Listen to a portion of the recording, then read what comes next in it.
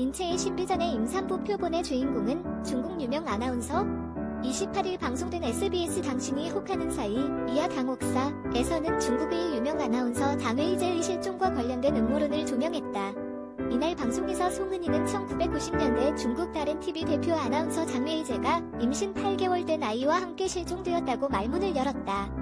그리고 그가 실종된 지 14년 후인 2012년 미국의 한 전시회에서 그가 전시물로 등장했다고 밝혀 모두를 놀라게 했다. 장웨이제가 등장한 전시회는 인체의 신비전. 인체의 신비전은 1995년 일본 도쿄에서 시작해 유럽, 아시아, 미국 등에서 4천만 명이 관람했고 2002년 국내에서 열린 첫 전시회에만 250만 명이 몰릴 정도로 큰 인기를 얻었다. 이 전시회에서는 임신한 여성의 인체 표본을 공개했는데 이 표본의 주인공이 바로 장웨이제와 그의 태아라는 것.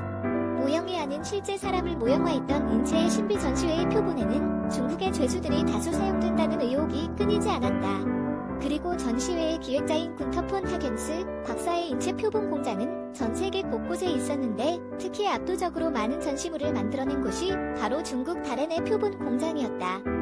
그리고 당시 다롄의 시장은 보시라이로 그는 장웨이제가 임신한 아이의 친부였다. 그는 과거 중국 최도 지도자에 오를 것으로 추측되기도 했던 권력자였으며 장웨이제와 내연 관계였다. 독일의 해부학자로 죽음의 의사로도 불리었던 하겐스 박사는 플라스티네이션이라는 방식으로 인체 표본을 만들었고 이렇게 만든 인체 표본의 값을 매겨 판매까지 했던 것으로 드러났다. 그리고 이러한 인물에게 다른 시에서는 명예 시민증을 주고 시체 가공 공장 부지 허가까지 내주었던 것.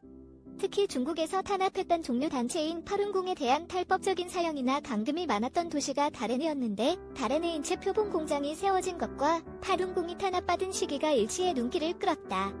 또한 당시 인체 표본을 만들 때 시체에서 총알이 나왔다는 증언도 나와 다롄의 죄수들의 표본을 만들기 위해 활용했다는 의혹에 무게를 실었다.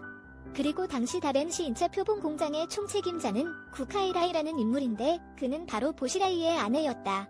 실제로 구카이라이는 중국 공안을 이용해 장웨이제에게 압력을 가하고 이직하도록 협박을 했으며 이후 장웨이제는 방송국에서 쫓겨나 다른 난샨 호텔에 구금되어 여러 번의 자살 시도를 했으나 실패한 것으로 알려졌다. 그리고 장웨이제와 보시라이 부부와의 의혹이 제기된 후 장웨이제에 대한 모든 자료와 영상은 사라졌던 것으로 드러났다.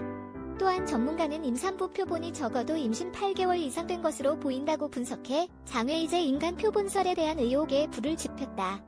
하겐스 박사는 이러한 의혹에 임산부 표본은 내 아내와 친분이 있는 중국인 여성의 신체이며 유족에게 기증받았다라고 해명했다. 그러나 구체적인 신분은 밝히지 않아 논란을 증폭시켰다.